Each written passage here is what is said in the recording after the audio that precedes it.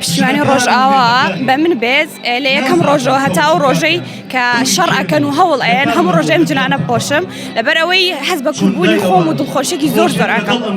چۆن بۆ هێمایانت لە سەر ڕوخساری کەشە؟ وەڵاهی ئەمڕۆ ڕۆژێکی جیاوازە بۆیە حەزم کرد بە جیاوازی دەرکەوم و هێمای ڕۆژئاوام لەسەر بێت. ئامادەی شە ڕۆژاوا چەگەڵ پیشانبەشانی کچە شەڕبانەکە؟ یعنی هەستێکم هەیە حەز ئەەکەم لەگەڵ یانە بجەنگم و ئیشاءڵڵا خوا پشتیوان بێت ئیشاءڵڵا دایم لە پشتیان ئەبین و یارمەتیان ئەین. بەم پرچە کەزیەتەوە چی بە دوژمنانی کوردەڵی؟ ئەگەر کەزیەک ببڕن هەزارانە هۆنینەوە و بڕینی کەزیەک نابێت هۆنە ناو بردننی ئێمە. ئێرەوە چی بە شەڕبانان؟ هیوای سەرکەوتنیان بۆ خوازم و هەموو کاتێک ئێمە چاو لەوان ئەەکەین هیوادارم هەمیشە سەر بکەون.